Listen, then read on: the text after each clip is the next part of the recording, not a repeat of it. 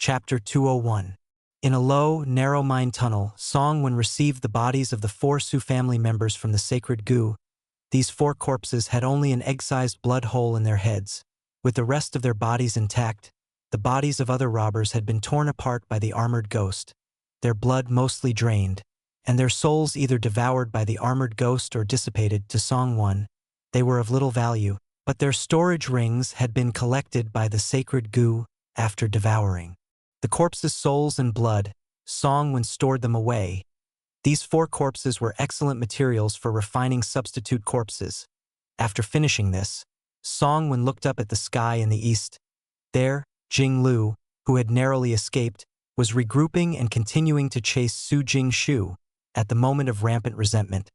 Jing Lu had used his ghost general to block the attack, sacrificing the ghost general's soul to withstand the impact of the resentment. Although Jing Lu was also seriously injured and his spiritual power was nearly depleted, he was in a better condition than Su Jingshu. Su Jingshu, die! Jing Lu spat out a flying sword, aiming it at Su Jingshu's back. Su Jingshu hurriedly activated his flying sword to block it. Clang! A metallic clang rang out. Su Jingshu's flying sword was easily knocked away. Jing Lu's flying sword continued to strike at Su Jingshu. In this critical moment, Su Jingshu could only use his sword to intercept the attack, while using his flight technique to escape into the dense forest below. Su Jingshu's second flying sword was again easily knocked away. Jing Lu's flying sword continued to slash. Su Jingshu's face changed dramatically, between life and death. His expression suddenly twisted into madness. "Wanna kill me? I'll make sure you die with me." The black flag appeared in his hand, and as the flag caught the wind, it transformed into a tall, ghostly banner. On the banner, the armored ghost king could be seen struggling and roaring in anger. He intended to release the armored ghost to perish together with Jing Lu. Jing Lu's eyes widened in shock and fear. He could not allow Su Jingshu to release the ghost king. It was too late to escape. He could only use all his strength to urge his flying sword to strike at Su Jingshu before the flying sword reached Su Jingshu. A single slash was made. Su Jingshu did not manage to release the armored ghost king as intended, but he used the banner pole to block the flying sword. The immense force of the flying sword struck through the banner pole.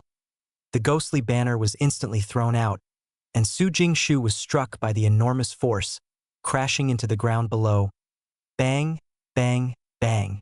Su Jingshu broke several large trees and finally created a large crater in the ground before coming to a stop. Most of his ribs were shattered, some piercing into his heart and lungs, and blood quickly soaked his clothes. Jing Lu descended on his sword, picked up the fallen ghostly banner from the ground, and approached Su Jingshu. "Su Jingshu, didn't expect this day to come for you. Truly heaven's help for me with this high-grade spiritual weapon, ghostly banner, and the pseudo-third-tier ghost king. The day that old man from the Su family dies will be the day of the Su family's downfall. I will definitely slaughter every last one of the Su family's tens of thousands of people to avenge the destruction of my sect." At this moment, the sky suddenly changed. Thick black clouds rapidly gathered in the high sky, and countless small lightning bolts flickered within the clouds. A drifting voice came from afar. "Great cave god thunder, descend."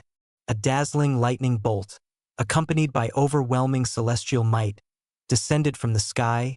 Jing Lu's face suddenly turned pale with fear. Mantis stalking the cicada, unaware of the oriole behind. Without much time to think, Jing Lu hurriedly activated his flying sword, charging upward against the lightning. The lightning struck the flying sword, which was easily knocked away like a child's toy. Jing Lu was already severely injured and his strength greatly diminished. The hurriedly activated flying sword was no match for the 9 great heavenly thunder secrets of the Thunder Clan from ancient times. The thunder shattered a portion of the flying sword, but it still streaked towards Jing Lu with incredible speed. Boom! Jing Lu was instantly enveloped in the lightning. When the lightning faded, his body was charred black, with only his rising and falling chest showing that he was still alive. A blood shadow rushed from the distance. A cold light suddenly appeared. Jinglu and Su Jingshu both met their end. Two soul-binding techniques were cast, imprisoning their souls within their bodies. Without delay, Songwen grabbed the two corpses and quickly fled into the distance. 2.5 hours later, two groups of people arrived at the sky above the Blood Crystal Mine, one after the other. The first to arrive were the Su family members. Su Wenshi, the Su family's grand elder, was accompanied by a late Foundation establishment cultivator, two mid-Foundation establishment cultivators, and 4 early Foundation establishment cultivators. Seeing the devastated courtyard, the scattered corpses, and the countless collapsed mines, Su Wenshi was enraged. Search. See if there are any survivors. Collect all the bodies of our clan members and bring them back for a proper burial. The 7 Su family cultivators turned into 7 shadows and began to search the mine area. Before the Su family could finish their search of the mine, a flying ship appeared in the sky. The ship was not large, about 10 meters long, and it was clear that there were a dozen figures moving about on it. As the ship approached, it became apparent that there were a total of 16 people aboard, 7 in the Foundation establishment stage and the rest at Qi refining stage. Leading them was a young woman dressed as a cultivator. At the peak of Foundation establishment, the woman was stunningly beautiful with a seductive figure that was like a ripe peach, making it hard to look away. Seeing the appearance of these 8 people, Su Wenshi's eyes showed unmistakable killing intent. Du Ruoyun, what is your Du family doing at my Su family's mine? Du Ruoyun covered her mouth and smiled, her ample chest rising and falling, swaying with every movement. I happened to pass by here and sensed the overwhelming resentment and ghostly aura from afar. I thought there must be demons appearing, so I came to offer assistance to the Su family in exorcising them. As she spoke, her gaze swept over the ruined mine below. TSK. How tragic. It seems there are no survivors. The Su family must have lost a lot of people. Looking at Du Ruoyun's gloating expression, Su Wenshi gritted his teeth in hatred, his eyes blazing with anger. Our Su family's affairs do not require the Du family's meddling. Please leave immediately.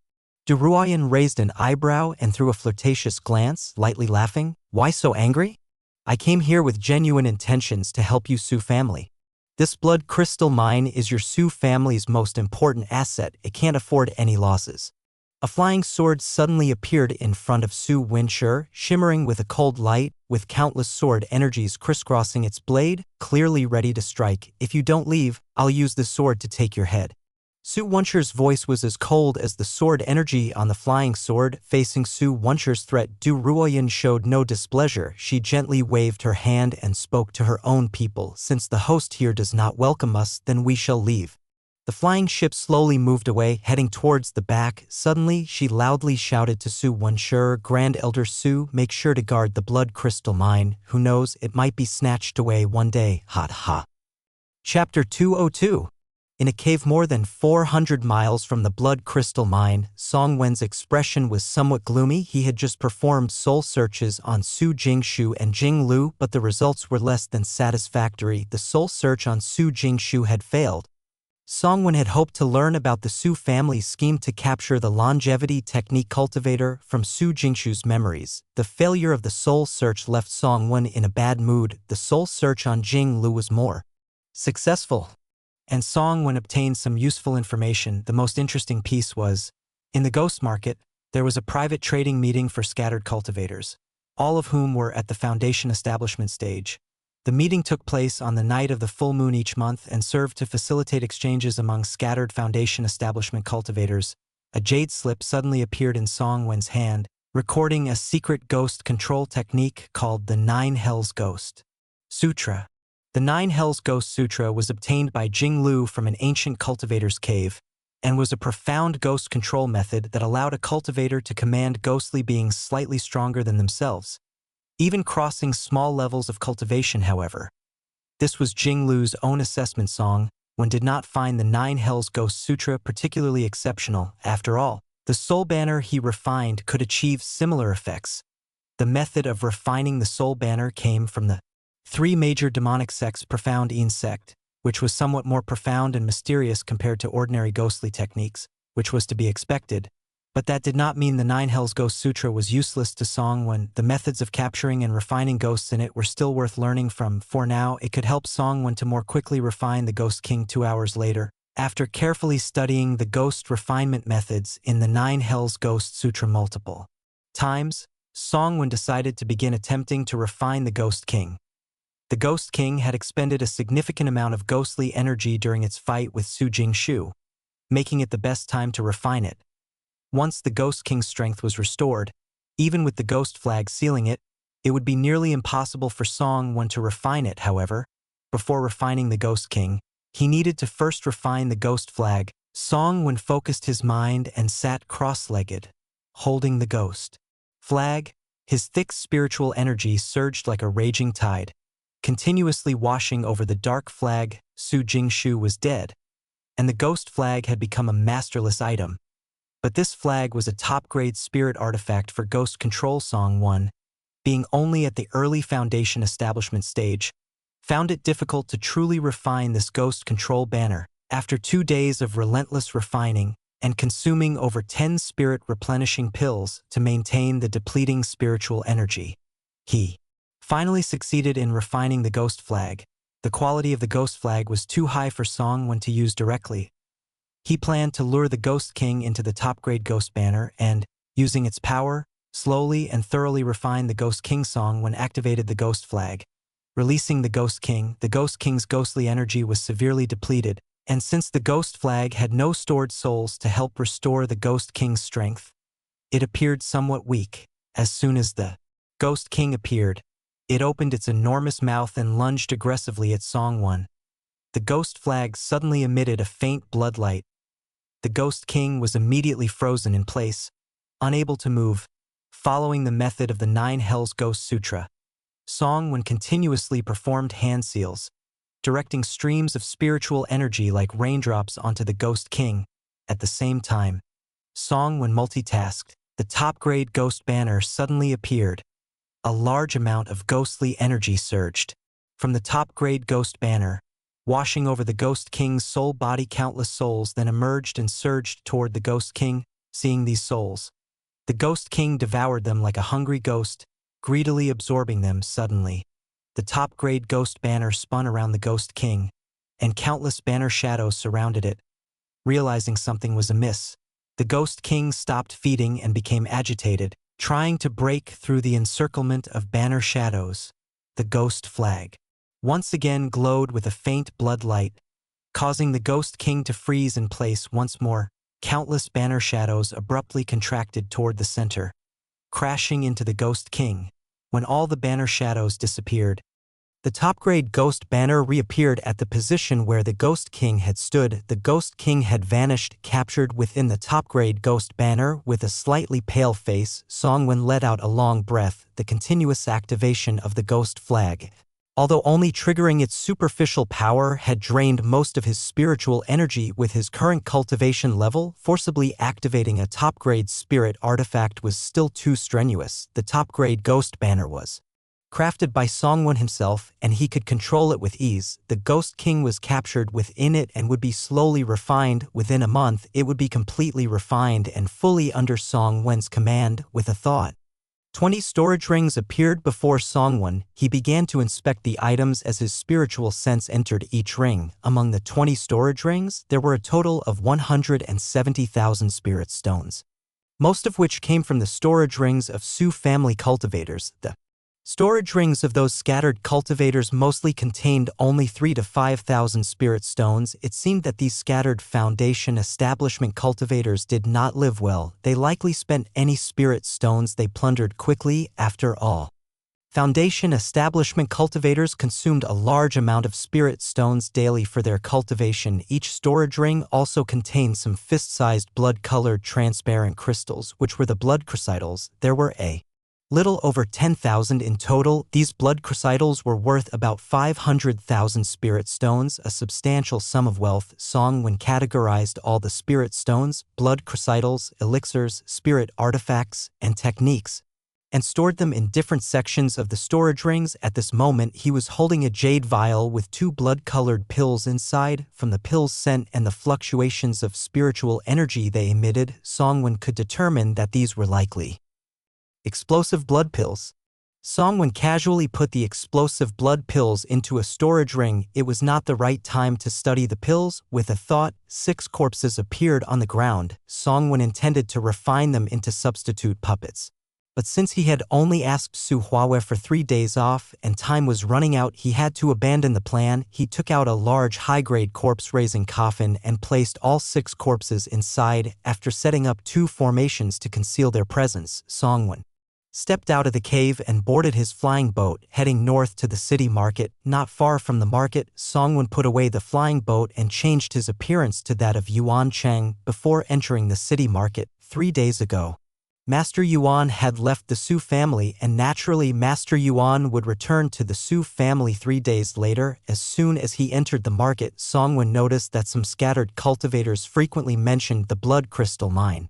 At first, Songwon thought the news about the blood crystal mine being plundered by scattered cultivators had reached the market. After expanding his senses and carefully listening to their conversations, he learned unexpected information.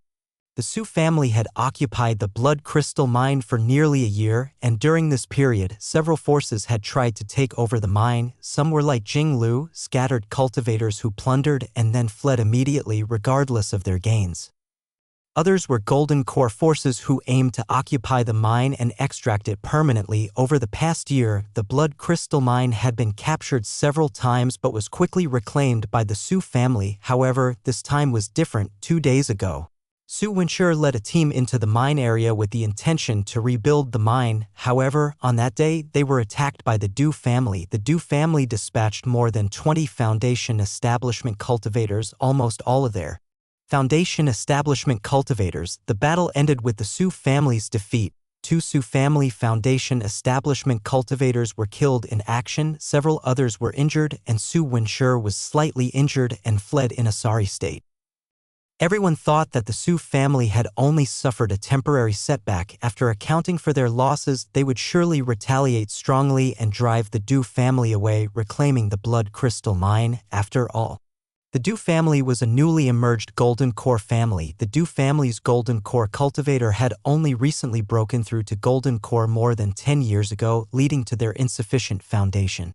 Their Foundation establishment cultivators were significantly fewer compared to other Golden Core forces. Compared to an old Golden Core family like the Su family, which had nearly twice as many Foundation establishment cultivators as the Du family, the disparity was evident. Without Golden Core cultivators involved, the Du family could not possibly be a match for the Su family. Even if both sides deployed their Golden Core cultivators, the newly advanced Golden Core cultivator of the Du family would likely not be a match for the Su family's long-standing Golden Core ancestor. However, the development of the situation was far beyond everyone's expectations. 2 whole days had passed, and the Su family had not made any move. It was as if they were willing to hand over the blood crystal mine willingly. At this point, people realized that the Su family's old ancestor was already in his final years, approaching the limit of a Golden Core cultivator. With only a short time left before he might pass away due to old age, the Su family's silence was like the calm before a storm, oppressive and unsettling, causing scattered cultivators to feel a sense of foreboding. The Su and Du families were likely to face a great battle. This caused widespread anxiety among the scattered cultivators in the market, and many began packing up and preparing to leave. Chapter 203. Songwon used his flying technique to leisurely head towards Qingping Mountain. The fact that the Du family had taken over the blood crystal mine was significant news for Songwon. The Su family seemed to be on the verge of decline. A prestigious old Golden Core family like the Su family was now being overshadowed and suppressed by the newly emerged Golden Core family of the Du family, and they could only swallow their pride. When he arrived at the mountain gate of Qingping Mountain, it was already noon. The number of guards at the gate was evidently several times greater than usual, and there was even a Foundation establishment cultivator among them. Among the guards, Songwon spotted a familiar face, Su Shan. Songwon approached Su Shan and handed over his identity token. Seeing it was Songwon, Su Shan did not take the token but waved his hand, saying, "Master Yuan, please proceed up the mountain. There is no need for verification." Songwon smiled and replied, "Thank you, Brother Su Shan." Putting away the token, Songwon headed up the mountain. As he passed by the guards, he couldn't help but let out a cold smile. When he had approached Su Shan, he had noticed a faint smell of rotting corpses coming from him. This odor was very subtle. But Songwon, accustomed to dealing with corpses and demonic cultivations, was very familiar with the scent. It seemed Su Shan had succumbed to temptation and started trying to cultivate demonic arts. However, from the looks of it, he was probably still a novice. As Songwon continued up the mountain, he arrived at the alchemy chamber and saw Su Huawei sitting coldly in a chair. Su Huayue's face was frosty, and upon seeing Songwon enter, her tone was quite unfriendly. Master Yuan, you asked for a 3-day leave and you were supposed to come to the alchemy chamber by the morning of today, yet it's already noon. Songwon cursed his bad luck inwardly. When he entered the alchemy chamber, he had noticed this woman's displeasure and that her mood was evidently poor, which was just adding to his bad luck. Forcing a smile, Songwon said, I was engaged in a pleasant conversation with an old friend and missed the return time. I hope Supervisor Su can understand. Su Huawei coldly responded, recently the family urgently needs various healing and energy replenishing elixirs. Since you do not know how to make these elixirs, other alchemists have to be employed. You need to take over the task of making qi gathering pills, and this month's quota for qi gathering pills has increased by 50%. Songwon's smile gradually faded. Supervisor Su, this is not what we agreed upon initially. Bang! Su Huayue slammed her palm heavily onto the stone table beside her, causing it to crumble into a pile of dust. She glanced at the alchemists coming and going in the chamber and said loudly, the Su family has provided you with generous benefits. Now, when the Su family encounters some trouble, you all are reluctant to contribute. Do you think the Su family is weak and easy to bully? Immediately, the entire alchemy chamber fell silent. The sound of a pin drop could be heard. All the alchemists present stared blankly at Su Huayue. Seeing Su Huayue's angry demeanor, Songwon thought to himself, it seems the Du family has really cornered the Su family. They are accelerating the production of healing and energy, replenishing elixirs, most likely in preparation for a major battle with the Du family. Songwon maintained his smile.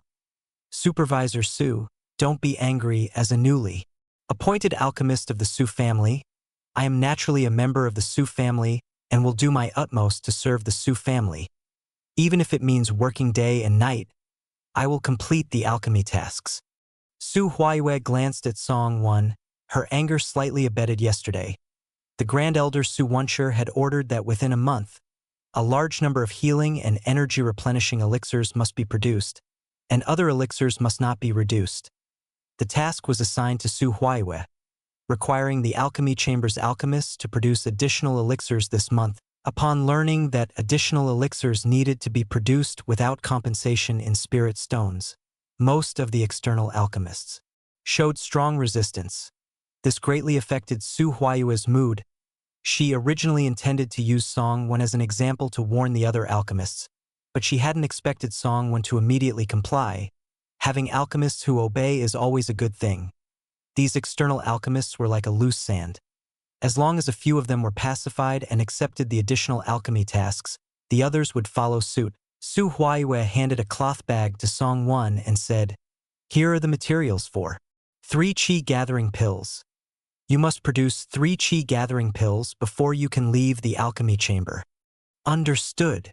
Songwon took the bag and went to the back alchemy room. He thought to himself that this woman was quite ruthless. Although making a batch of qi gathering pills typically took 2 to 3 hours, a mid-stage qi condensation cultivator would not be able to produce 3 batches in less than 2 days without resting. Alchemy is extremely draining on spiritual power and mental focus. A mid-stage qi condensation cultivator would need time to meditate and recover their spiritual and mental energy.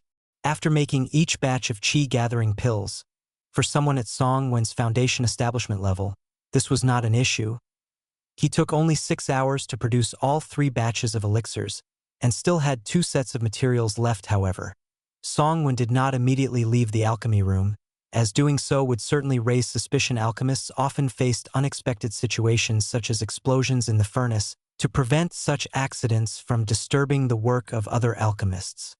Every alchemy room in the Su family was equipped with protective and isolation formations.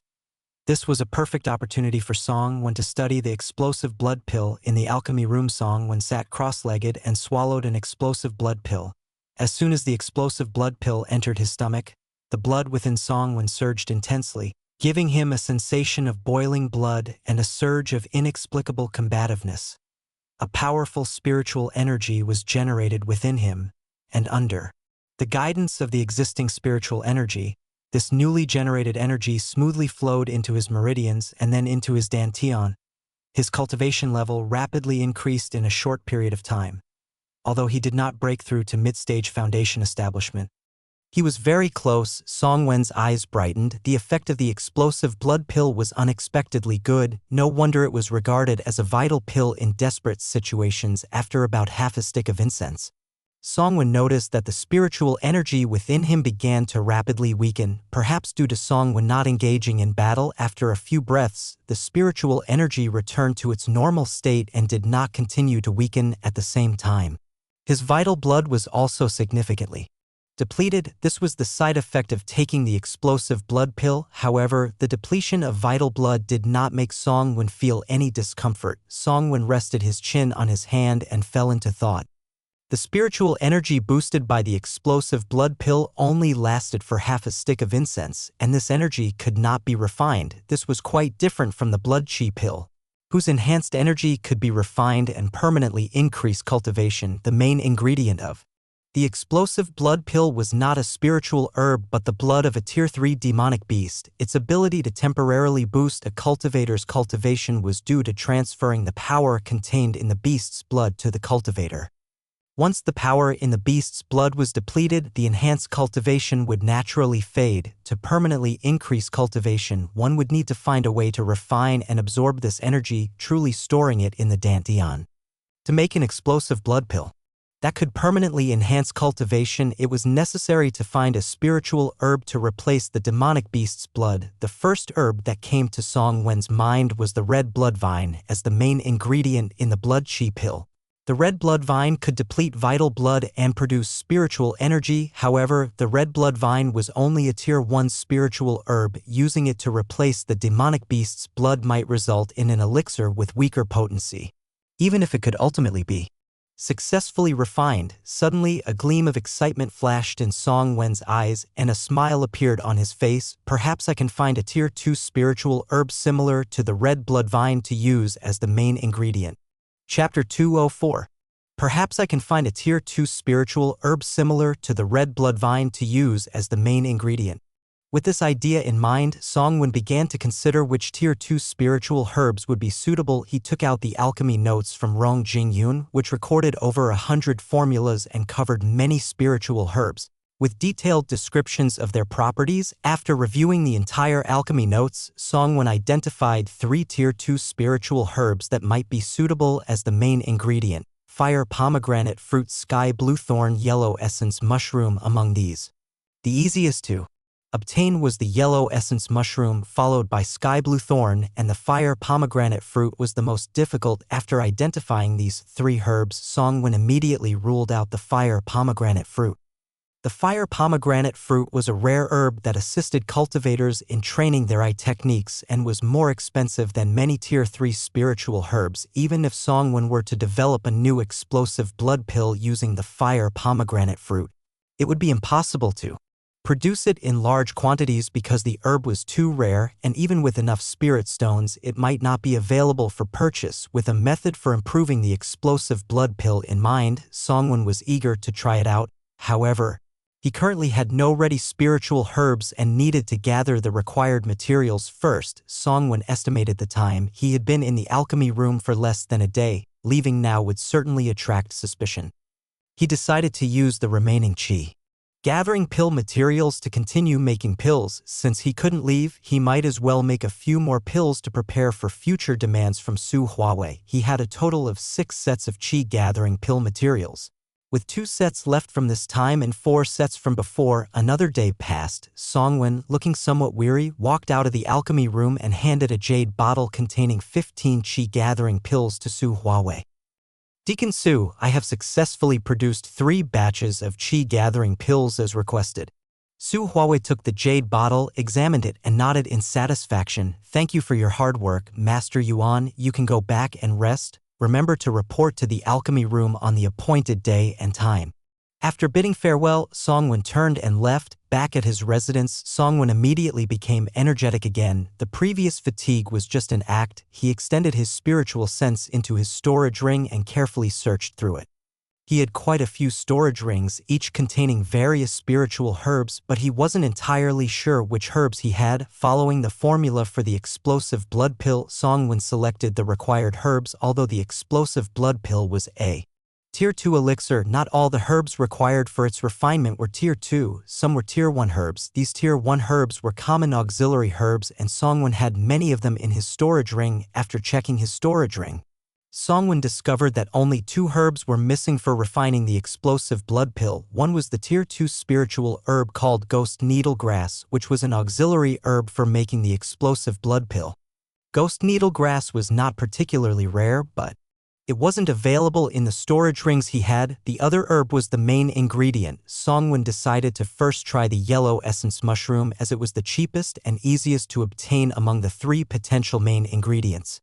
After tidying up a bit, Songwen went out to the dining hall. It was noon, the time for lunch. From the external alchemists like Duan Jia, one could occasionally get some useful information. Thus, Songwen would often go to the dining hall during his free time to chat with Duan Jie and others. Entering the dining hall, Songwen noticed that Duan Jie was not present, but Qi Xiang and several other alchemists were there. Without needing any formal introduction, Songwen approached Qi Xiang and the others' table, found an empty seat, and sat down, greeting everyone at the table warmly. After a while, a servant brought the dishes and served them. Seeing that the people at the table were somewhat silent, Songwen swallowed a bite of food and took the opportunity to start a conversation. Deacon Su Huawei is forcing an increase of 50 in tasks, and there's no compensation in spirit stones. If I had known it would be like this, I wouldn't have joined the Su family. A female alchemist in her 30s picked up the conversation, lowering her voice and speaking softly. With this month's salary, I'm planning to leave the Su family. The others at the table paused their actions and turned to look at the female alchemist. Gao Yan, have you really decided to leave the Su family? One person asked. Gao Yan nodded. The Su family and the Du family will inevitably clash sooner or later. It's better for us outsiders not to get involved. That makes sense, someone agreed. After a moment, a male cultivator said, then I will leave with you. Gao Yan replied, yes, it's not safe around the Su family recently. Having companions to travel with will make things safer. Then I'll go too. I'll go as well. Immediately, 2 more people expressed their intention to leave the Su family. Qi Xiang, who had not spoken, looked worried and said, the Su family's salary is still quite good. Are you all really going to leave? It's hard to find another family that offers similar treatment. High salary doesn't mean much if you don't have the life to enjoy it, not to mention the increased task load. It will drain all our energy, leaving no time for cultivation, Gao Yan said. The others nodded in agreement, but Qi Xiang seemed hesitant. He knew that Gao Yan's choice was correct. Qi Xiang was aware that Su Huawei had promised him a breakthrough pill. Since he not yet received it, he was reluctant to leave. Qi Xiang, come with us. We've been together for years and trust each other. Starting anew somewhere else, with our alchemy skills, we should be able to do well anywhere. Qi Xiang looked troubled, but Deacon Su promised me the breakthrough pill in a month. I want to get the pill before making a decision. A male cultivator who had decided to leave sneered. Do you think you can easily leave after taking the Su family's benefits? That's pure wishful thinking. The atmosphere then became somewhat oppressive. The group finished their meal in silence and left the dining hall in small groups. Qi Xiang seemed deliberately isolated, leaving alone watching Qi Xiang's departing figure. Songwen's mind flashed with the scene of dozens of cultivators bound by chains, dragged into the mountain valley formation in the Su family's forbidden area. It seemed the Su family had accelerated the matter due to pressure from the Du family. Originally, Su Huaiwei had promised to give Qi Xiang the breakthrough pill after 3 months, but now it was moved up to 1 month. However, so far, Songwen still didn't know why the Su family was capturing cultivators of the longevity technique. If there's an opportunity to soul search a core member of the Su family, it would solve many mysteries. Chapter 205. After leaving the dining hall, Songwon disguised himself and arrived at a small town where the mundane members of the Su family lived. There were a few scattered shops run by cultivators in the town. Songwon planned to try his luck and see if he could buy ghost needle grass and yellow essence mushroom. The town had both mortals and cultivators living together, and the shops were arranged chaotically with no apparent order. Songwon spent almost an hour going through all the herb shops in the town, but the results weren't ideal. He only found ghost needle grass but couldn't find yellow essence mushroom. Although ghost needle grass is a second-tier spiritual herb, it has limited uses and is of low value. Yellow essence mushroom, being a commonly used second-tier spiritual herb, seemed to be intentionally withheld, as no store was selling it. As Songwon walked through the alleys of the town, he suddenly realized that he was passing by Su Shan's residence. Scanning the area with his spiritual sense, he discovered that Su Shan was at home. Curious about what kind of demonic cultivation Su Shan was practicing, Songwon dropped his disguise and changed into the appearance of Master Yuan. Then approached and gently knocked on the door. Creak. A moment later, Su Shan's wife, Chen Hong, opened the door. Seeing that it was Songwon, Chen Hong stepped aside and said, "Master Yuan, please come in." After leading Songwon into the courtyard, she called loudly into the house, "Husband, Master Yuan is here." With that, just like their first meeting, she returned inside the house from their two encounters. Songwon could roughly judge that this woman was a frugal and conservative woman, who preferred not to show herself in front of strangers. A moment later, Su Shan emerged from the side room. The moment he appeared, Songwon could clearly smell a strong stench of rotting corpses emanating from him.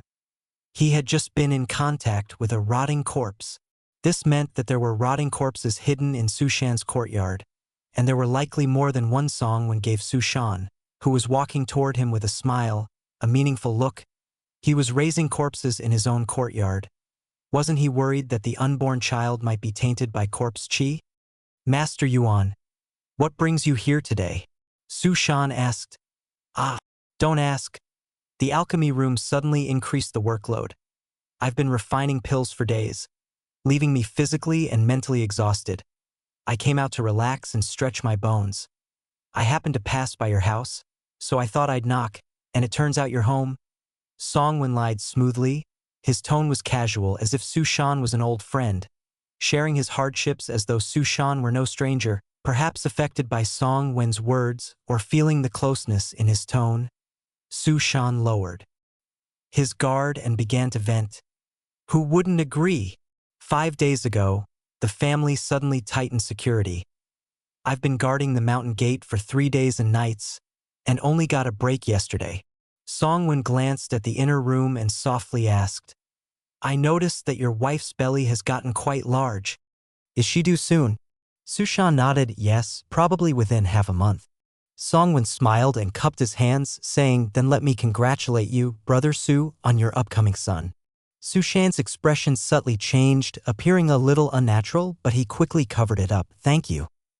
After some casual conversation, Songwon got up to leave. As he left the courtyard, Songwon glanced at the side room. Beneath the side room was a secret chamber, and within it were 3 rotting corpses which were already showing signs of decay, making them the lowest level of walking corpses. It seemed that Su Shan didn't quite know what he was doing, as the corpses were in such poor condition that they resembled bodies about to rot completely. After walking a distance away, Songwon looked back at the courtyard where the gate had been closed once again. He muttered to himself, "Since you're determined to refine corpses, I'll give you a hand." That night, Su Shan discovered that a wooden plank on the wall of his side room had unknowingly been eaten through by insects, leaving a crack. Through the crack, he saw an extremely old cloth bag hidden inside the wall. Su Shan pried open the wooden panel on the wall and took out the cloth bag. It seemed that the bag had been stored for too long, as a gentle touch caused a corner to break apart, revealing the edge of an ancient book. With a few quick motions, he opened the cloth bag. An old book made of beast hide appeared before him. Su Shan couldn't help but feel excited, believing he had discovered something extraordinary. He opened the book and began to carefully read it. To his surprise and delight, the book detailed exactly what he needed. A corpse refining technique. This corpse refining method was something Songwon had once found in a storage bag within the withered blood secret realm. In the demonic path regions, this corpse refining technique was not considered profound, though it had its merits. However, in the orthodox realm, where demonic cultivation techniques were scarce, it was already considered a decent corpse refining method. The most remarkable aspect of this corpse refining technique was that it focused on strength in numbers. There was a specific method mentioned for controlling a large number of corpses, allowing the practitioner to command dozens to hundreds of walking corpses at once. However, refining many corpses meant that resources would be spread thin, which was the main reason Songwon had abandoned this technique. After leaving Su Shan's courtyard, Songwon did not return directly to his residence. Instead, he disguised himself and headed to the North Market to search for yellow essence mushroom. He first visited several large herb shops, which were operated by the Su family, the beast-controlling sect, and other neighboring cultivation forces.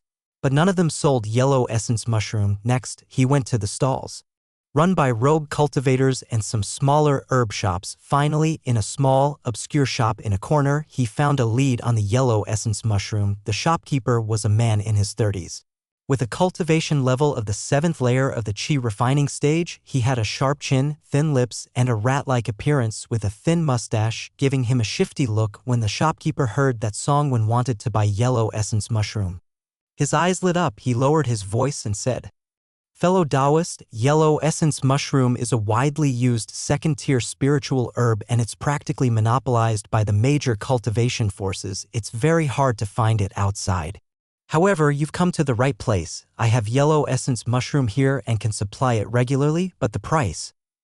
Songwon knew the man was trying to raise the price, but since he urgently needed yellow essence mushroom, as long as the price wasn't too outrageous, he was willing to accept it. "Just give me the price. If it's reasonable, I'll buy some. If it's too high, I'll have to walk away."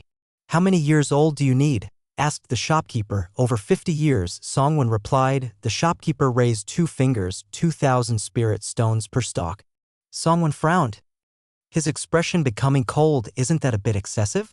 According to Rong Jingyun's Jade Slip on Medicinal Knowledge, yellow essence mushroom was widely used and cultivated by many larger sects, and it occasionally grew in the wild. It wasn't worth 2,000 spirit stones. 200 would be more reasonable. The shopkeeper smirked and said, 2,000 spirit stones, no bargaining. Also, I don't have any in stock. You'll have to pay a deposit of 50 spirit stones first, and you can pick it up tomorrow. Songwon's frown deepened. In the cultivation world, it was always cash for goods. No one paid deposits first. Seeing Songwon not respond, the shopkeeper pointed to the shop's entrance and said, "If you think it's too expensive, feel free to leave. But in this North Market, I'm the only one selling yellow essence mushroom. You can try your luck with the rogue cultivator stalls. Maybe you'll get lucky and find 1 or 2 stalks." The shopkeeper looked as if he was certain Songwon would comply. No one else in the entire North Market was likely to sell yellow essence mushroom. Even if a rogue cultivator found yellow essence mushroom in the wild, they would either trade it privately with someone they knew or sell it to the larger powers for a low price. No one dared to openly sell it in the market, as that would be asking for trouble.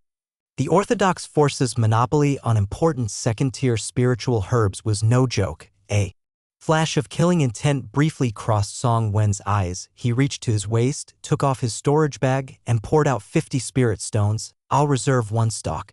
The shopkeeper beamed with joy and quickly gathered up the spirit stones. "Fellow Taoist, you can pick up your yellow essence mushroom tomorrow morning."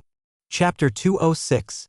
As dusk approached, the mustached man closed his shop and left. He first went to a cultivator's tavern, ordered some premium demon beast meat with a pot of spirit wine, and after eating and drinking his fill, he got up and headed toward the residential area in the eastern district of the market. By this time, night had already fallen. The mustached man turned into a dark alley and arrived at the entrance of a small courtyard. After glancing around to make sure no one was nearby, he gently knocked on the courtyard door. A dozen breaths later, a woman's voice came from inside. "Who is it?" "Sister-in-law, it's me, old 6. Creak." The courtyard door was opened by a woman in her 40s, her figure slightly out of shape, but still retaining a hint of charm. After checking the alley to ensure no one was around, the woman softly asked, "Old 6, why are you here?" Without any hesitation, the mustached man squeezed past the woman as he entered the courtyard. "Sister-in-law, don't worry, there's no one outside."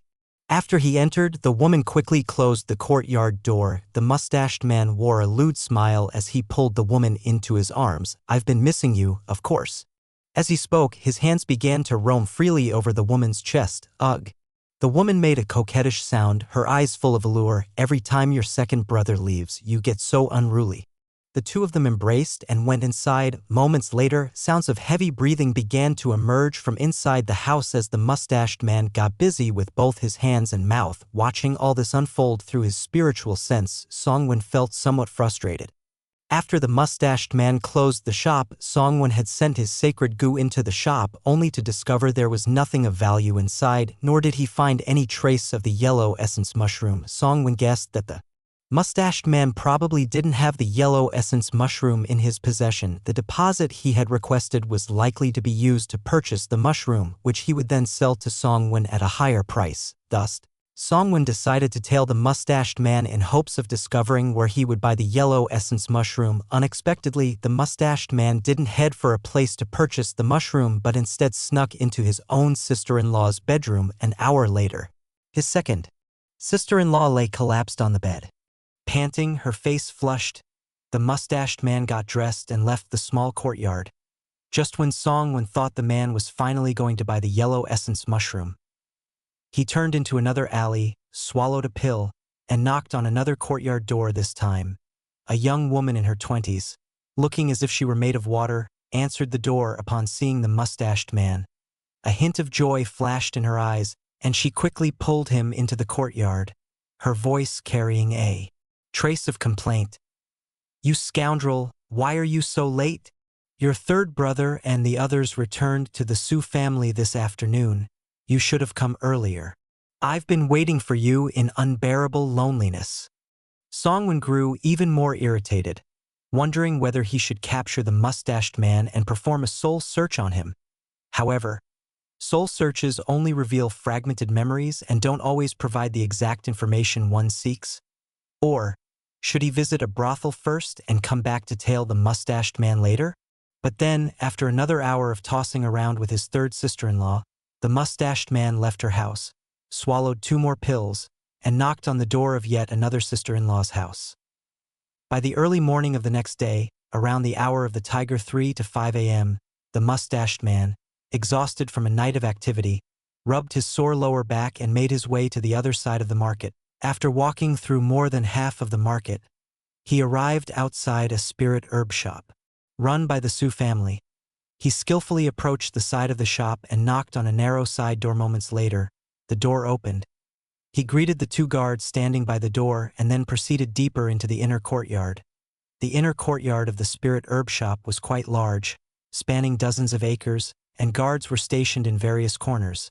The mustached man reached a 3-story building, explained his purpose to the guards outside, and after they conveyed the message, he was allowed to enter. He went straight to the 3rd floor and entered one of the rooms. Inside was a male cultivator in his 40s, at the late foundation establishment stage, sitting cross-legged on a mat, eyes tightly closed in meditation. Seeing that the man appeared to be cultivating, the mustached man stood nervously at the door, not daring to breathe too loudly, unsure whether to go in or retreat. "Come in," the male cultivator suddenly said. Hearing this, the mustached man visibly relaxed and bowed, saying, "Greetings, 5th Elder." The 5th Elder still kept his eyes closed and asked, "Old Six, what brings you here?"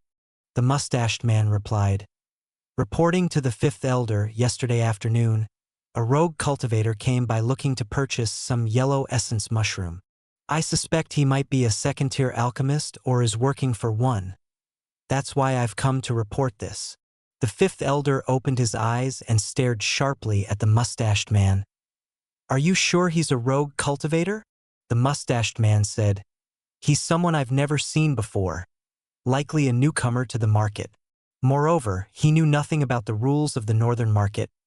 Any alchemist associated with a major faction would know that yellow essence mushroom, a commonly used 2nd-tier spirit herb, is banned from public trade. The fact that he was openly asking about it shows that he's probably a novice. The fifth elder nodded in approval. What you're saying makes sense. Did you leave a tracking mark on him? The mustached man replied. I was afraid he or his second-tier alchemist companion might notice, so I didn't dare to leave a mark. However, he did leave a deposit of 50 spirit stones and agreed to pick up the yellow essence mushroom tomorrow morning. The fifth elder praised him. Good. You've shown some intelligence and caution. Over the next 2 days, I will have Su-Wei and Su-Gu follow you. If we can successfully recruit this second-tier alchemist into the Su family, you'll be credited with this achievement afterward. You'll work directly under me. The mustached man was overjoyed and bowed deeply. Thank you, fifth elder, for your guidance. I will serve with absolute loyalty and dedication without the slightest disloyalty. Su-Wei and Su-Gu were 2 early Foundation establishment stage cultivators who worked under the fifth elder. With their help, the mustached man was confident that he could bring the second-tier alchemist into the Su family. Song 1, however, had no idea what was happening inside the building. A protective formation surrounded the building. Although it wasn't an advanced formation, it was enough to block his sacred goo from entering. All Songwon could do was have the sacred goo keep watch. Outside, the moment the mustached man entered the Su family's spirit herb shop, Songwon realized that he wasn't just a simple shop owner in the market, but rather an informant for the Su family. About a quarter of an hour later, the mustached man exited the building. Not long after he left the herb shop, 2 early Foundation establishment cultivators also exited and followed behind him. Chapter 207. After leaving the spirit herb shop, the mustached man went straight back to his home, thinking about how he could now work under the fifth elder. His heart was filled with excitement. From now on, let's see if old second, old third, and old fifth dare to look down on me. Every time there's a family mission, they leave me behind, splitting the benefits between the 3 of them without leaving even a scrap for me. Tossing and turning with excitement, the mustached man couldn't sleep. Meanwhile, in his courtyard, Su-Wei and Su-Gu had concealed their auras and hid in secret corners on the left and right of the courtyard. After following them for nearly an entire night, Songwon watched as a faint glow appeared on the eastern horizon. It was almost dawn. It was time to act. The cold moon blade cut through the night sky like a shooting star. With a flash of light, it shot straight towards Su-Wei on the left side of the courtyard. Both Su-Wei and Su-Gu instantly sensed the danger. Su-Wei quickly formed a hand seal, and a flying sword, radiating with cold light, suddenly appeared, slashing toward the cold moon blade. Meanwhile, Su-Gu extended his spiritual sense, trying to pinpoint the location of the enemy. Suddenly, his spiritual sense detected a tiny insect, about the size of a sesame seed, but exuding the aura of a second-tier creature, rushing toward him, a second-tier goo insect. Su-Gu's eyes flashed with shock. Since when did a powerful second-tier goo master appear near the northern market?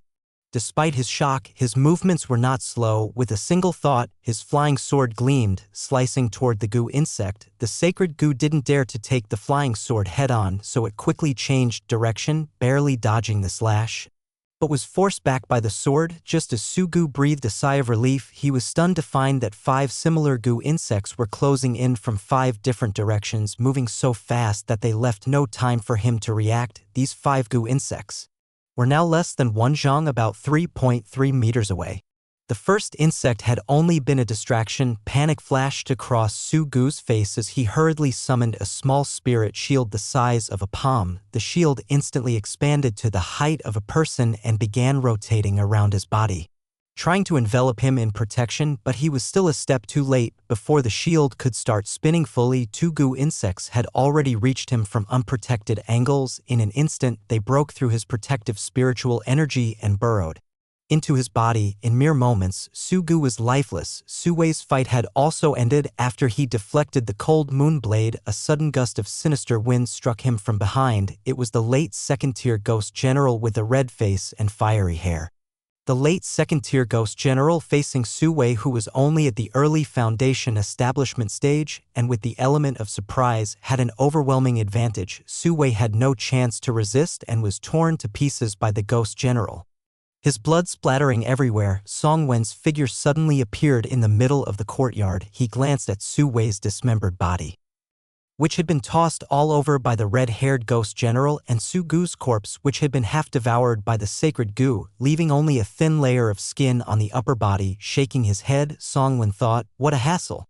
He summoned his spiritual power, gathering the scattered body parts in front of him, and then used his sword to fly away with the remains suspended in his spiritual energy. As he flew, he collected the storage rings from the two corpses. Then he grabbed each of their heads and began soul-searching them. As for the mustached man, he had already been knocked unconscious by the red-haired ghost general and was wrapped in ghostly energy, following behind Songwen, though the events seemed lengthy.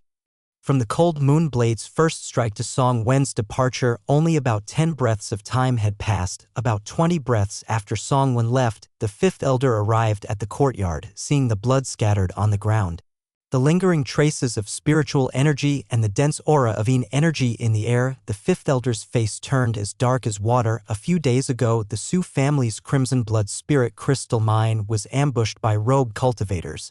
The Su family lost 8 Foundation establishment cultivators, including the third elder, Su Jingshu, a late-stage Foundation establishment cultivator. The Su family was severely weakened subsequently.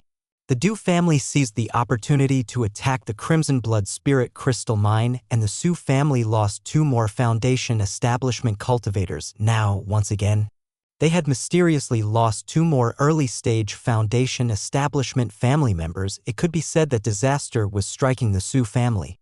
One after another, following the lingering Yin energy in the air, the fifth elder looked in the direction where Songwen had fled but did not recklessly pursue. Su Wei and Su Gu, 2 early-stage Foundation establishment cultivators, had been killed without any chance to resist. The fifth elder knew even he would have difficulty achieving such a feat, meaning that the person responsible must be extremely powerful. Pursuing them blindly could very well lead him into a deadly trap. Moments later, several more figures descended on their swords and landed beside the fifth elder. Fifth elder, what happened? Asked a mid-stage Foundation establishment member of the Su family. The fifth elder clenched his fists, his face filled with hatred. About an hour ago, Su Lu came to see me, saying he had discovered traces of a second-tier alchemist, so I sent Su Wei and Su Gu to assist him, intending to recruit the alchemist into the Su family to serve us. But I underestimated the cruelty and methods of that mysterious alchemist. Su Wei and Su Gu were killed, and Su Lu's whereabouts are unknown. He was probably captured. Fifth elder, our family members have been killed. How can we not pursue the culprit? Someone asked indignantly. The fifth elder turned his head, glaring at the person with a hostile expression. If you want to chase, go ahead. Do you think the culprit would dare to kill in the market without some kind of backing? To be able to kill 2 Foundation establishment cultivators in such a short time, they are no ordinary person. After this angry outburst, the fifth elder seemed to calm down slightly, as though venting his frustration had soothed him a bit. They've killed members of our Su family and they will pay for it, but we can't blindly pursue them. We must act together to avoid being picked off one by one. I've already sent word to the family and they'll be sending reinforcements to track down the culprit. After flying for several dozen miles, Songwen found a dense forest, concealed his aura, and hid within it. After waiting for the time it takes for half a stick of incense to burn, he finally saw a 7 to 8 meter long airship slowly approaching. On the airship, there were quite a few people. A quick glance showed at least 6 figures. This made Songwen feel a bit troubled. Just before fleeing, he had soul-searched Su Gu and Su Wei, unfortunately either due to bad luck or because neither of them were core members of the Su family. He didn't retrieve any memories related to the Su family's capture of cultivators who practiced the longevity technique, nor did they have access to the Su family's core secrets. From the memories he had obtained, there was little useful information.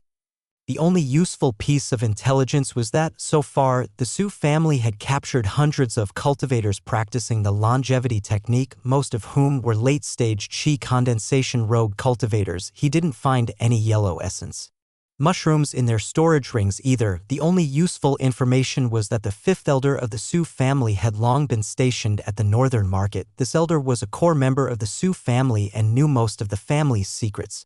This airship was clearly coming from the direction of the market, and the fifth elder was likely on board. However, there were too many people on the airship and it would be difficult to kill them all quickly. Moreover, the location was too close to Qingping Mountain less than 100 miles away. If the fight dragged on, the Su family reinforcements would arrive. Just as Song Wen hesitated, another airship appeared, flying in from the direction of Qingping Mountain. This instantly made Song Wen abandon any thoughts of attacking. His gaze shifted to a small hill several dozen miles away where there was a crack in the rocks at the foot of the hill. The unconscious mustached man was lying in that crack. Song Wen had originally planned to use the mustached man as bait to lure the Su family's fifth elder, but it seemed that plan was no longer useful. Chapter 208. While flying on his sword, Song Wen had already conducted a body search and interrogation of the mustached man. In the mustached man's storage pouch, Song Wen found 3 yellow essence mushrooms. These 3 yellow essence mushrooms were given to the mustached man by the Su family's fifth elder to lure Song Wen, who was suspected to be a second-tier alchemist, into the Su family's service. When Su family's fifth elder was mentioned, Song Wen recalled the information he had purchased from the black market about the Su family. According to the intelligence, the fifth elder's name was Su Xiaoyang, a late-stage foundation establishment cultivator who had lived for nearly 200 years. Although Su Xiaoyang was not a skilled fighter, he was meticulous and carefully managed all the Su family's important external business dealings. Song Wen then interrogated the mustached man about the fifth elder. The mustached man's answers were generally consistent with the intelligence Song Wen had obtained. When asked about the Su family's capture of cultivators who practiced the longevity technique, the mustached man knew almost nothing. After finding nothing more useful from the interrogation, Song Wen performed a soul search on the mustached man. But even this didn't yield any more valuable information. At this point, the mustached man was no longer useful to Song Wen. On the contrary, keeping him alive could expose Song Wen's location. 3 sacred gusks were hidden around the crack in the rocks where the mustached man was being held. Song Wen had originally planned to use the sacred gust to ambush Su Xiaoyang and the others, but that was no longer possible. One of the sacred gusts crawled into the mustached man's nostril and bit through his heart meridian. Song Wen bypassed the 2 airships above and headed toward Qingping Mountain. Moments later, the Su family arrived late, with their patriarch Su Anqing among them. Su Anqing was a peak foundation establishment cultivator whose spiritual sense had the widest range. He was the first to discover the mustached man's body in the rock crevice. Search thoroughly. Don't overlook any clue, Su Anqing ordered coldly. The Su family's consecutive losses of foundation establishment experts had made him, as patriarch, furious. The Su family members carefully searched the area, combing through several dozen miles of land, but found nothing. Frustrated, they left empty-handed. Back in his hidden residence, Song Wen changed into a new set of clothes and, feigning a sleepy look, stepped outside again.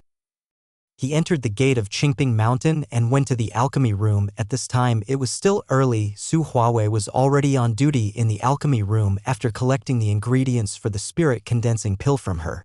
Song Wen headed straight to the alchemy chamber. When Song Wen returned to Qingping Mountain on his sword, he had already felt intense fluctuations in his sea of consciousness. This was a sign of his spiritual sense advancing. The last time his spiritual sense advanced was after he devoured Wu Ren's soul. Since then, Song Wen had devoured many more cultivators' souls, including several from Foundation establishment cultivators. This allowed his spiritual sense to grow stronger.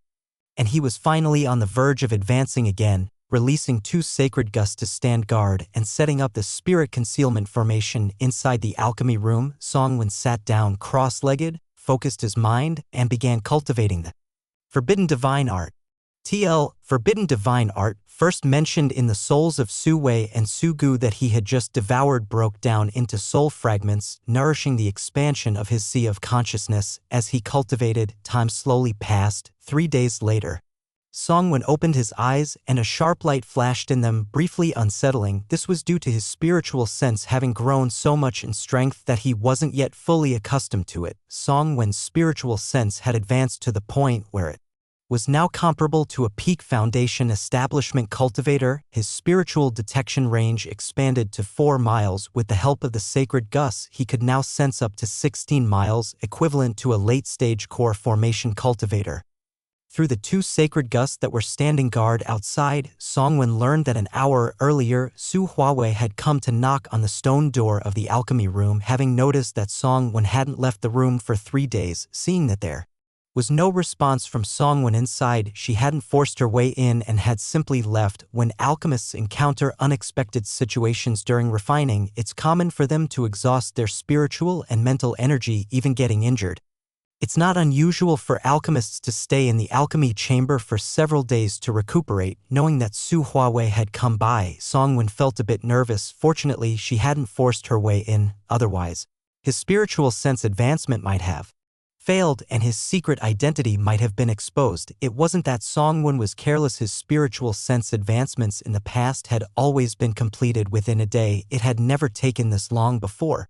Songwen took out 10 spirit condensing pills and placed them in the alchemy furnace, then left them alone. He continued to sit in meditation, adjusting to his newly strengthened spiritual sense. 2 hours later, Songwen finished his meditation. By then, he had fully adapted to his enhanced spiritual sense, able to control it freely. Songwen retrieved the pills from the alchemy furnace. Though he hadn't used earth fire, the heat radiating from the furnace had slightly infused the pills with fire energy, making them no different from freshly refined pills. After dismantling the chi concealing and spirit isolating array, Songwen opened the stone door and walked out of the alchemy chamber, heading to the main hall of the alchemy room. He handed the jade bottle containing the spirit condensing pills to Su Huawei. Officer Su, here are 10 spirit condensing pills. Su Huawei took the jade bottle, checked the contents, and nodded after confirming everything was in order. Why did this batch of pills take 3 whole days to refine? She asked. Songwen put on a tired expression, as if barely holding himself together from mental exhaustion. There was a slight mishap during the final batch. I suffered a minor injury to my sea of consciousness and had to meditate and heal inside the alchemy room, which took some time. Su Huawei nodded. This was about what she had expected. Rest tomorrow. Alchemist Yuan, take the day to fully recover your sea of consciousness. The sea of consciousness is vital to us cultivators. You mustn't take it lightly. If it doesn't heal properly, it could leave lingering problems and hinder your future cultivation. Songwen's lips twitched. Su Huawei's concern seemed a bit excessive. A damaged sea of consciousness isn't something that can be fully healed in just one day. She was likely more concerned about Songwen's sea of consciousness being too weak to perform alchemy the next day, which is why she gave him a day off. As for whether Songwen's sea of consciousness would have any lingering issues, she couldn't care less. The fate of an outsider like him was of no interest to her. If it weren't for the fact that the Grand Elder had been pushing for more pills recently, she wouldn't even have asked about Songwen's condition. Songwen forced a grateful expression and clasped his hands in thanks. Thank you, Officer Su, for your concern. Yuan Cheng will remember this. After bidding farewell to Su Huawei, Songwen returned to his residence. After 2 hours of peaceful meditation, dusk arrived. Ending his meditation, Songwen headed to the dining hall as usual. Occasionally, useful information could be gathered there, however.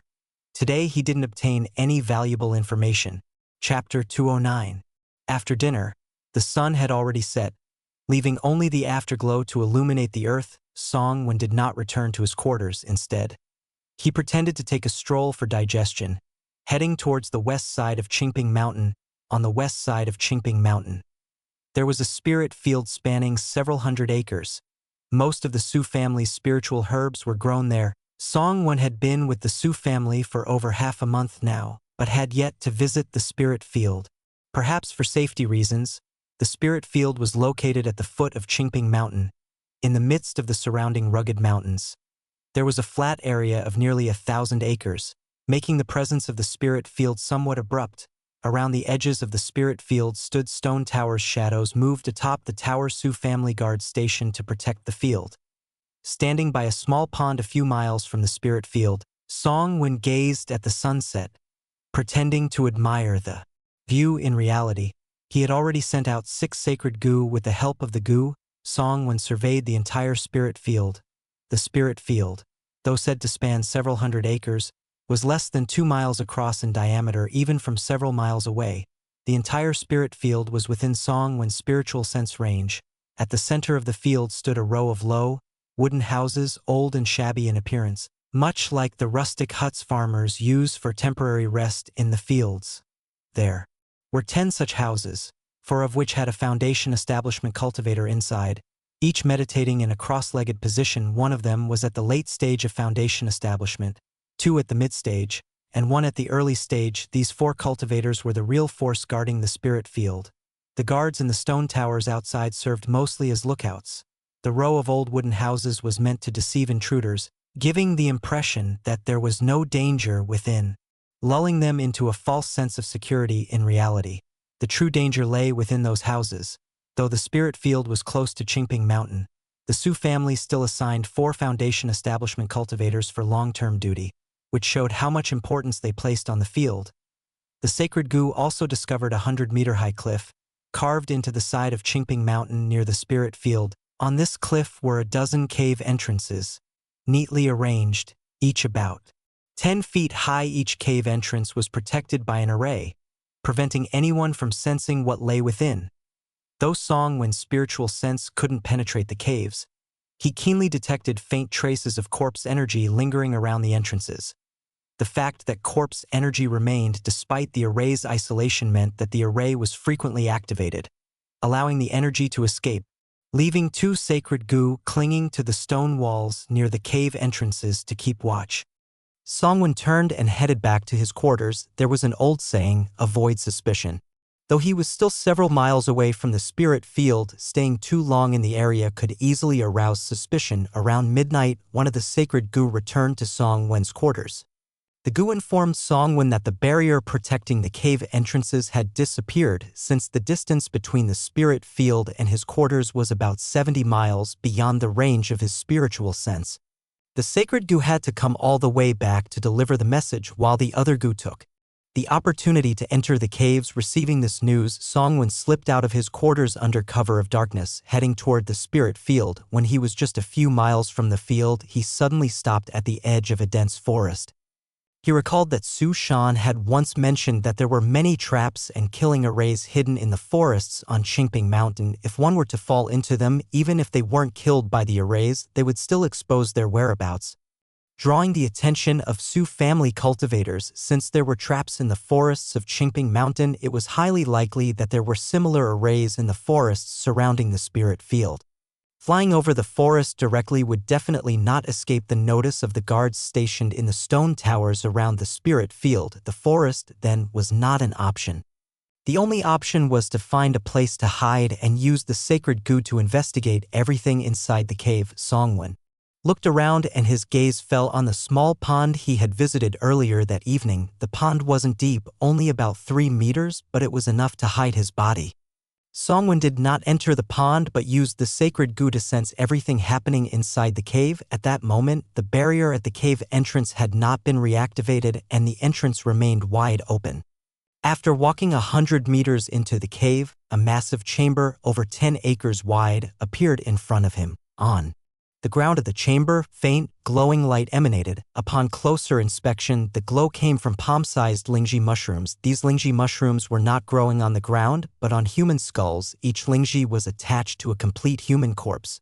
Specifically growing from the left eye socket of the skull, these lingji were exactly the yellow essence mushroom that Songwen had been desperately searching for. The corpse energy Songwen had detected at the cave entrance had come from these bodies, along with the stench of decaying flesh. The degree of decay on the corpses varied. Some still had decayed, blackened flesh, while others were nothing more than white bones. Inside the abdominal cavity of some of these skeletons was a bowl-sized, underdeveloped infant skeleton. It turned out that these corpses used to cultivate yellow essence mushroom were all women who had been pregnant. The yellow essence mushrooms parasitizing these corpses varied in age. The age of the yellow essence mushroom was not determined by their size but by their color. When newly sprouted, the yellow essence mushroom was pale yellow. As it matured, the color darkened, turning from yellow to brownish yellow. At this point, it had reached around 10 years of maturity and could already be used as a spiritual herb for refining pills. As it aged further, the brownish yellow turned to dark brown, then to dark red, and finally to jet black. This color signified that the yellow essence mushroom was over 1,000 years old. In the cave, there were more than 1,000 yellow essence mushrooms, but most were relatively young, aged between 10 to 40 years.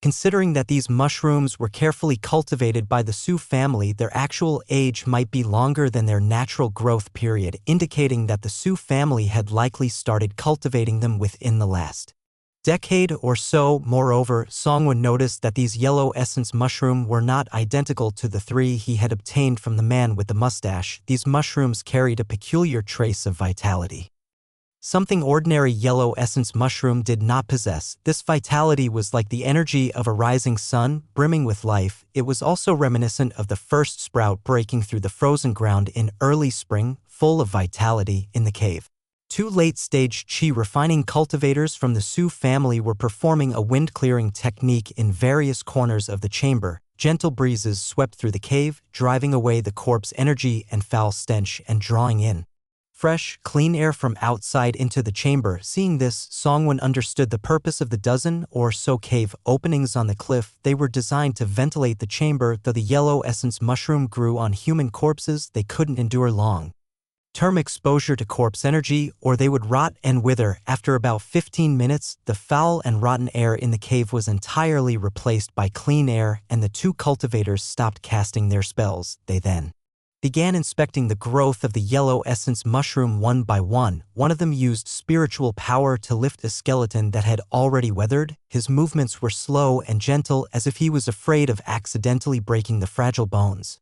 Of course, he wasn't concerned about damaging the bones, but about harming the yellow essence mushroom, parasitizing the skeleton. The yellow essence mushroom on this particular skeleton had an estimated medicinal age of around 70 years. The base of the yellow essence mushroom was connected to many white fungal filaments. These filaments, like the root systems of vine plants, were exceptionally developed, intricately entangled, and tightly wrapped around the entire skeleton, as if to extract the very last bit of nutrients from the bones. Chapter 210. In one corner of the cave, there were more than a dozen unconscious women. All of these women were around 20 years old, with swollen bellies, clearly nearing full-term pregnancy and close to giving birth. One of the Sioux family cultivators placed the skeleton, along with the yellow essence mushroom growing on it, onto one of the women. The fungal filaments entangled around the skeleton seemed to come to life, wriggling like worms. They started to detach from the weathered bones and slowly crawled toward the woman below. The filaments landed on the woman's skin, then gradually pierced through her flesh, extending into her body. The woman, feeling the pain, suddenly woke up, her eyes wide open. Fear, panic, terror. She wanted to scream and struggle with all her might, but how could the Sioux family cultivator stand by and let that happen? He cast a spell. The woman was immediately rendered speechless and immobile. Only her trembling body silently conveyed the boundless fear and pain in her heart as the filaments fully transferred to her body. The skeleton on top of her suddenly shattered into countless tiny bone fragments. Without the skeleton's support, the yellow essence mushroom suddenly fell, landing precisely in her left eye socket. At that moment, the woman's eyes widened to an extreme, as if her eyeballs were about to pop out, her fear reaching its peak. The root of the yellow essence mushroom quickly grew many fine filaments, which pierced through her eyeball and burrowed into her brain. Amidst the woman's endless agony and terror, her life slowly faded away. The Sioux family cultivator didn't stop. He continued casting spells on the woman's corpse. He sealed the corpse with spiritual power, slowing the natural decay, or else, within a month, the body would rot away, leaving only bones. Even Songwon, a corpse expert from the corpse demon sect, felt a trace of discomfort seeing the entire process of cultivating the yellow essence mushroom. The Sioux family was using living people, specifically pregnant women, to cultivate the spiritual herb. The hosts were killed by the parasitic fungal filaments of the yellow essence mushroom. The cruelty of it was no less than the practices of demonic sects, perhaps even worse. At the same time, Songwon was puzzled. According to the alchemical knowledge left by Rong Jingyun, the yellow essence mushroom cultivated by the Beast Master sect was grown from the corpses of demonic beasts. The spiritual energy contained in demonic beast corpses was far stronger than that of ordinary pregnant women. In theory, demonic beast corpses should be better for the growth of yellow essence mushroom. Why, then, did the Sioux family use living, ordinary pregnant women as hosts? Apart from being slightly more alive than demonic beast corpses, Songwon couldn't think of anything particularly special about them. Inside the cave, 6 members of the Sioux family were methodically handling the yellow essence mushroom. After they had finished transplanting the mushrooms onto the dozen or so women, they brought out a large quantity of spiritual stone powder and scattered it over the corpses, allowing the filaments to absorb it. Suddenly, one of them collapsed to the ground. Without any warning, under the skin of his chest, a bulge the size of an egg appeared, moving rapidly through his body. His body began to shrink at a visible rate. The sudden change caught the attention of the other 5 before they could react. They too suffered the same fate. Within the span of 20 breaths, the 6 sacred goo had devoured the 6 cultivators' bodies entirely, leaving only their clothing behind. One of the sacred goo crawled out from beneath the clothing, lightly vibrating. Its wings, in an instant, it flew toward one of the cave exits. It picked up a blue ring from the ground and returned to the cave. The other 5 sacred goo flew around the cave, uprooting one yellow essence mushroom after another and bringing them to the ring. The ring flashed with blue light, drawing the yellow essence mushroom into it. In just a few dozen breaths, more than 1,000 yellow essence mushroom in the cave were harvested, with only a few dozen plants under 10 years of age remaining. After collecting the clothing left by the 6 people, one sacred goo grabbed a storage ring, while the other 5 took the 6 storage bags and rushed out of the cave, ensuring that there were no other people around. Songwon surfaced from the pool, retrieved the storage ring and the sacred goo, and headed back to his residence. While the 6 in the cave were ventilating it, Songwon had the 5 sacred goo take a storage ring and slowly fly into the cave. Then he suddenly launched a sneak attack, killing all 6. After establishing their foundation, cultivators can manipulate storage rings from a distance within the range of their spiritual sense. About a quarter of an hour after Songwon left, a Sioux family male cultivator with thick brows and a square face arrived at the cave entrance on his sword. Every day at midnight, the Sioux family members would activate the cave's formation to replace the polluted air inside and tend to the yellow essence mushroom,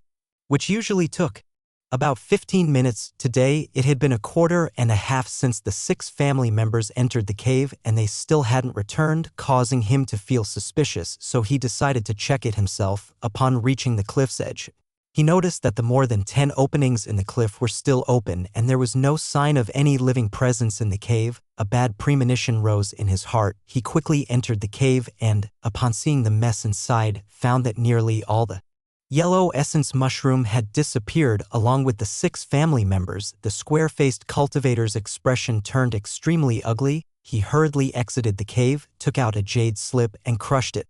A beam of white light shone above the spirit field, illuminating the entire area as bright as day. The sudden appearance of this phenomenon caught the attention of all the Sioux family cultivators in the spirit field, including those on Qingping Mountain. After a few breaths, more than a dozen figures appeared beside the square-faced cultivator. Su Yuan, what happened that warrants you activating the family's emergency communication symbol?